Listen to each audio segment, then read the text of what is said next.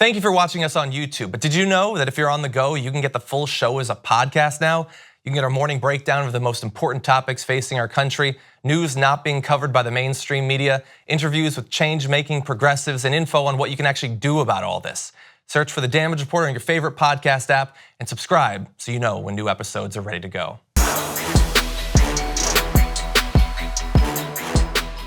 What do you think so far? We've seen the first 2 hours or so. They're on break right now, we believe. So just to fill people in, when you look at the structure of this, the agreement is such that each of the Democratic senators on the Judiciary Committee are asking their own sets of questions from their own mouths on their own behalf. The Republicans have agreed that they would bring in a separate person, a female who is an experienced prosecutor, to ask specifically for sex crimes. Specifically for sex crime, to ask questions on their behalf.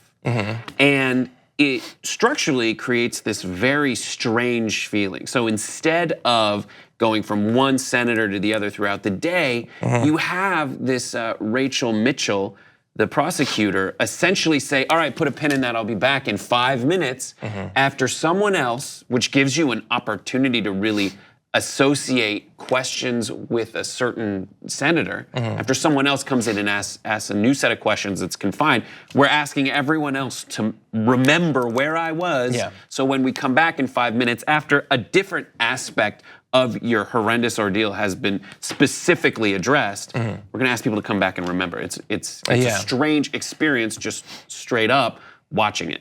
And it's exacerbated by the fact that what she is doing is not asking, like, she doesn't have 5-minute segments of questioning. It's, as you say, it's an ongoing thing, with the arc being asking a whole bunch of specific questions, getting her on the record, and then probably attempting to make her look not credible later on.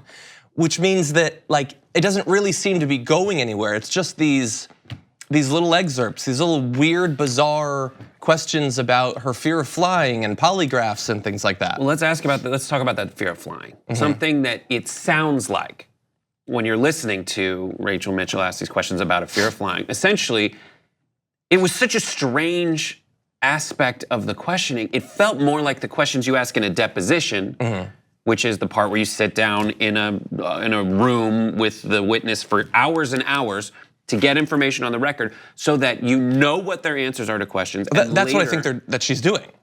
Well, that's what she's doing, but what they have is they're trying to appeal to this like sense of people at home watching a trial. But which this is not supposed to be. But the thing about that you need to have like a compelling, watchable trial is to know exactly what the answers are to the questions, exactly what questions you're gonna ask, and exactly how to weave them together. But if you're talking about like fishing expeditions, it does not seem like the Democrats are fishing. The Democrats know what they're asking. It's very surgical, it's very appropriate, it's very right. But Rachel Mitchell just seems like she's asking like, so, I mean, the line of questioning was, you're afraid of flying, right? Ostensibly with the idea of eventually asking, but you do fly all the time, don't you? You didn't want to fly to here to originally cooperate with us, but you fly to see your parents once. And Sarah Haskins, who you guys should follow on Twitter, she's a writer, she's done a bunch of stuff. She said, yeah, I'm afraid of flying, but I still use planes. I'm just afraid while doing it. But it just speaks to how disorganized and weird and nothing this line of questioning from Rachel. So one thing that I want to add on to this, so look, the reason that they chose the sex crimes prosecutor is that they at least have enough self-awareness to know that having Chuck Grassley and a bunch of guys who either look like Chuck Grassley or will look like Chuck Grassley in 7 years ask her questions is gonna look bad optically. They didn't want that. They knew that it looked really bad with Anita Hill. This is the only lesson that they have learned or allowed themselves to learn from Anita Hill. And so they thought that this would look better. But I think that there's some significant problems with this. And apparently, based on, I think Yashar Ali was saying, he's talked with a lot of prominent Republicans, and basically all of them are saying this ended up being a horrible idea because this looks really bad. And I think one of the reasons it looks so bad is that what you're supposed to have in this process, if you're not gonna have a full investigation, what you're supposed to have is like senators who have actual feelings and thoughts and want to get to the truth. And so they have questions because each of these are experienced, intelligent people. That's why Dianne Feinstein has her questions, Dick Durbin has his questions. They all want to get to the truth. But on the Republican side, It's not that. All of them are saying, I have nothing I, as an independent human being, want to find out. Whatever the prosecutor wants to find out. All of them. Like, we understand politically that they're gonna have a unified front. But now even structurally it's unified, where it's a single line of questioning with a single face associated with it.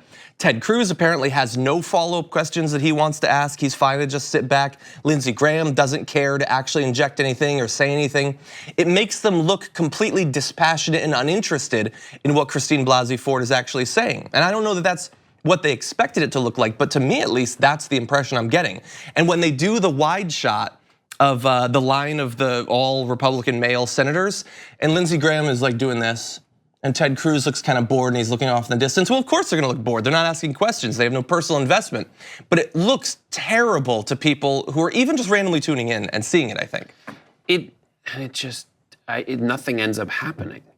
You have, that's what it is. I mean, when I listen to, and you guys should go watch it and listen to the account of the incident itself in the opening statement by Christine Blasey, Dr. Christine Blasey Ford, professor and alleged victim of Kavanaugh. You believe her. I tried to listen to things. You try to listen for things the other side might attach themselves to and question, but it puts more crystal the concept that the opposition isn't looking for stuff to disagree with. They have made up their mind that, like, regardless of whether she's telling the truth, if she's telling the truth, but no matter what she says, how horrendous these acts are, I don't want to lose. Yeah.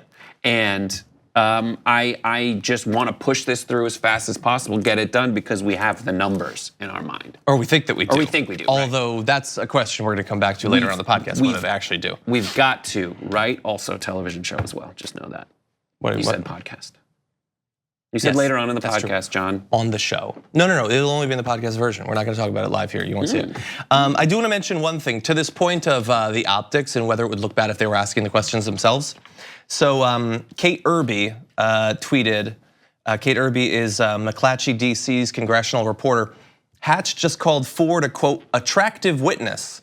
Asked to elaborate what he meant, he said, quote, she's pleasing. This is ticky-tack. Like, what do you think when you read that? Attractive witness? Yeah. That he thinks she's physically attractive. No? I think it's more calculated than that. I think she's it's more pleasing? So it's more calculated. She's pleasing. And I think he wants to have it all different kinds of ways. The one that you instantly noticed, which is you're saying she's attractive. That word isn't used as frequently with magnets or like the idea of I would select her in a non-sexual way whatsoever. This does sound like attractive. He's putting it especially in a sex crime. In a sex crimes way. But I think what he'll probably end up angling toward is she's attractive. It seems like you've, in a calculating manner, selected as the person you're putting forward a professor of psychology. It's a little too convenient, isn't it? Maybe. And that's the stuff that you know you're fishing just because you're going to things that are so ridiculous and out there that only people who are completely blind to reason and are looking for you to finish talking after a soundbite or tweet that sounds like you're a person in charge who's with them. Yeah. They can wait till you're done and go, see, of course, Mr. Hatch, Senator. Yeah. Okay, that's possible. But in any event, they seem to have made the decision that they don't want to have the public hearing this directly and questioning which of our interpretations is true.